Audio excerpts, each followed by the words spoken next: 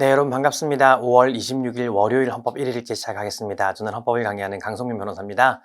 자, 오늘은 24년 경찰 간부 연좌제 금지에 대한 설명으로 가장 적절한 것은을 묻고 있습니다. 자, 연좌제라는 건 나에게는 아무런 잘못이 없는데 오로지 친족의 행위를 이유로 나에게 불이익을 가하는 걸 연좌제라고 얘기를 합니다. 즉, 친족의 어떤 행위 때문에 그 불이익을 나에게 주는 거를 연좌제라고 해요. 나에게는 어떠한 잘못도 없어됩니다. 자, 근데 1번은 직계 존속이 외국에서 영주할 목적 없이 체류한 상태에서 출생한 자는, 즉 원정 출산한 자는 이 사람은 군대를 갔다 와야지만 국적 이탈을 할 수가 있습니다. 자, 그러니까 갑은요, 태어나면서부터 엄마 아빠가 한국인이었기 때문에 당연히 대한민국 국민이 되고, 엄마 아빠가 영주할 목적 없이 외국에서 체류하면서, 즉 원정 출산해서 출산을 했기 때문에 여기서 이제 미국 국적을 가지게 된 겁니다.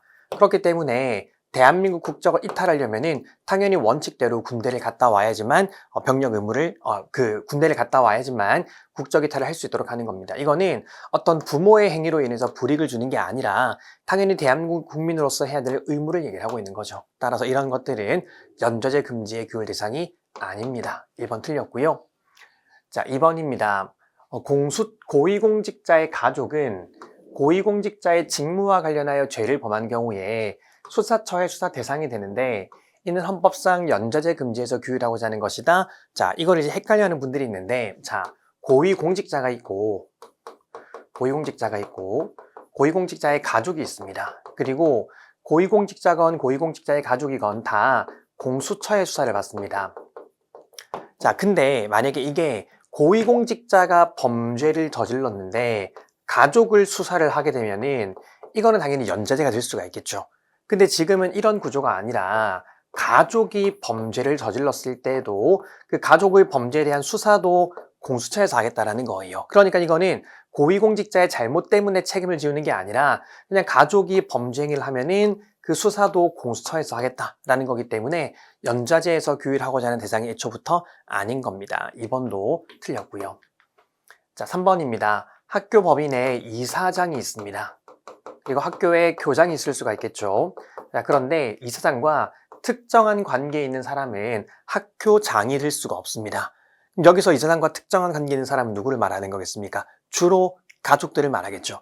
만약에 가족들이, 그러니까 이사장을 하고 있는데 이사장의 아들이나 혹은 자녀나 혹은 배우자나 이런 사람들이 교장을 하게 되면은 그 일체성 내지 유착 가능성 때문에 여러 가지 문제가 생길 수가 있겠죠. 그런 것들을 방지하기 위해서 일정한 제약을 가하고 있는 것입니다.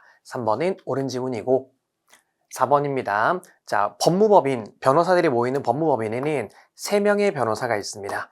3명의 변호사가 있는데 그 중에 1명이 사고를 치면은요, 이 3명이 함께 책임을 져야 됩니다. 이거를 무한 연대 책임이라는 표현을 쓰는데, 자, 그럼 변호사 1명이 사고 쳤을 때 3명이 무한해서 연대 책임지는 거는 왜 연좌제가 아닙니까?